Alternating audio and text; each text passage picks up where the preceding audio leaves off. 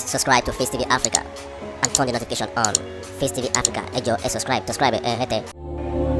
Face TV was Swoby. Ẹ̀sọ́ mi àdúrà wọ́n ní bọ́bọ̀ sàmì lọ́jọ́ sí o, ó ń ṣe fàárì.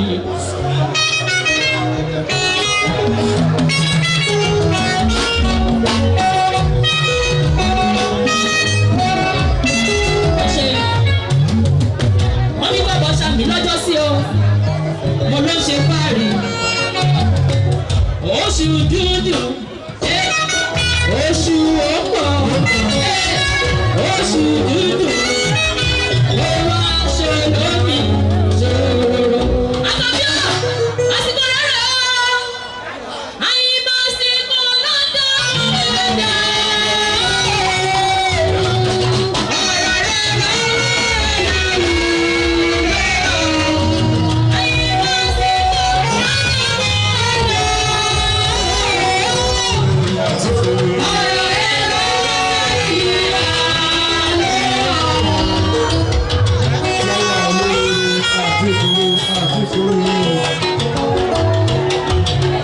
síwájú aláwìyé alálùbáríkà náà tó pé táwà olóríire o àmàpè nọ́mbà wán lẹ́hùnjà olórí mùsùlùmí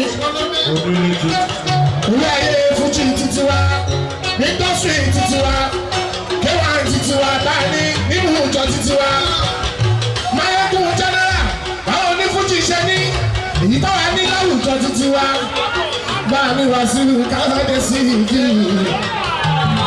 èèyàn kúkúrú tó ń kọ́ ní kíkún ìṣe káfíńdé sí ìdí bàbá wa kà lẹ́yìn ẹ̀ṣẹ̀ ìkọ́pẹ́ sí. Ẹgbẹ́ tí a ní fìlà lókè ẹ̀yin onílù ẹja ṣe báyìí. Àṣọdá kálẹ̀ ní lẹ́yìn torí irú ọjọ́ onímọ̀ ni ohun Tinubu. Àṣọdá kálẹ̀ ní lẹ́yìn Tinubu. Àṣọdá kálẹ̀ ní lẹ́yìn torí irú ọjọ́ onímọ̀ ni.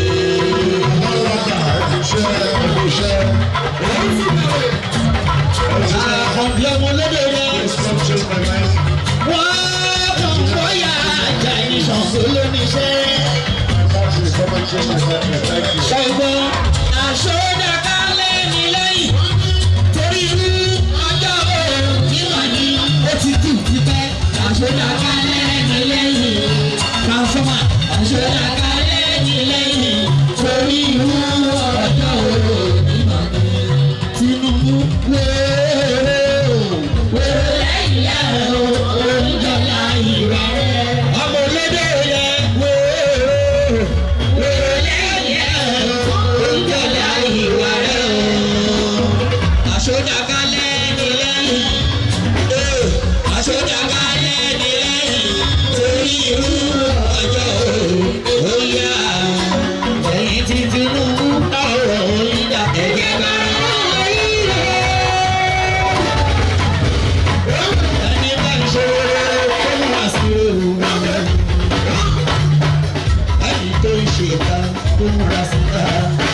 Bẹ̀rẹ̀ ló pé ara mi ẹ má ṣe ká o. Ẹni tó ń ṣe ká ìjọ kan wá kú àfilé ẹni òye àjọ̀rún lọ. Ẹ̀jẹ̀ ẹ máa ṣe ká bẹ̀rẹ̀ ló pé ẹ̀jẹ̀ ẹ máa ṣe ká.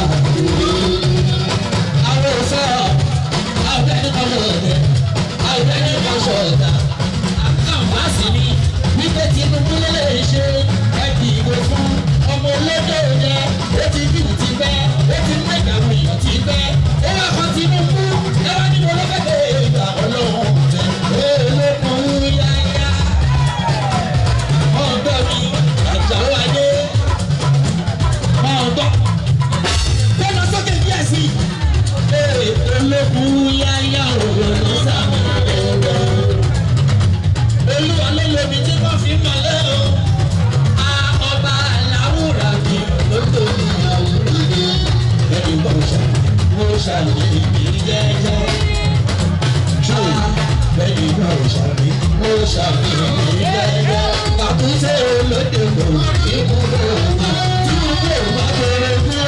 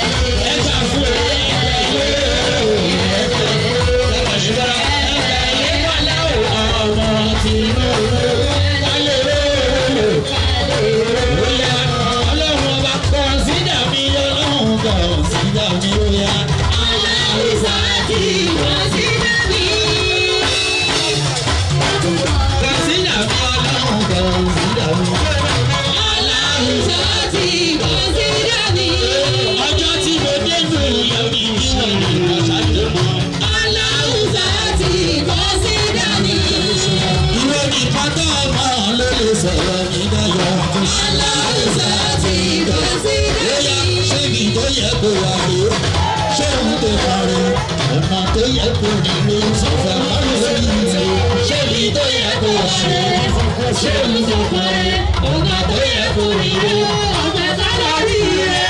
Tinubu ti jù ti pẹ́ ó ti fẹ́ káwọn èèyàn ti pẹ́ ó wá yọjú ọ̀rẹ́ ṣé ibi tó yẹ kó wá rí ṣé òun tó bá rí ọ̀nà tó yẹ kó rí rí ọ̀fẹ́ kọ́lé.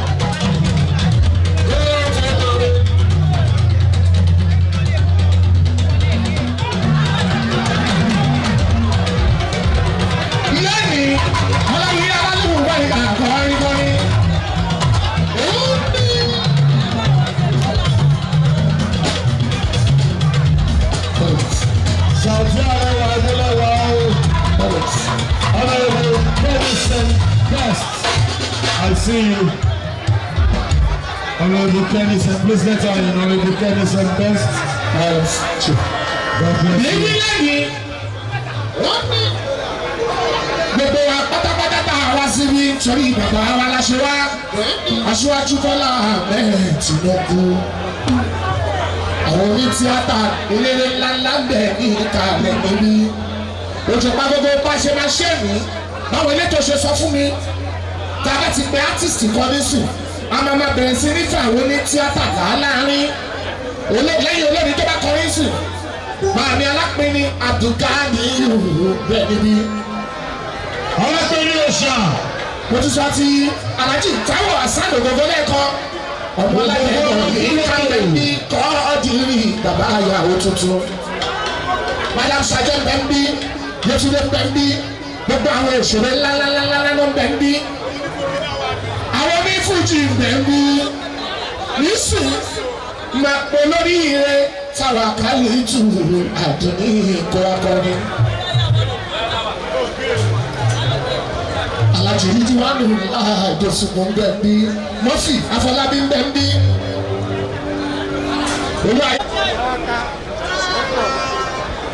Amọ̀dé jẹ́ ọmọ ṣe sáfà. Adúlì ti gbé ṣẹ̀dẹ̀ ògbó ṣe máa ń dé.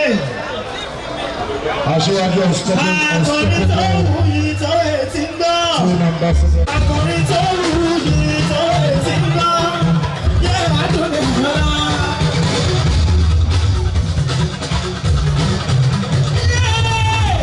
Nítorí aṣáájú Bọ́lá Ahmed Tinubu ó ti ṣègbòyànjú.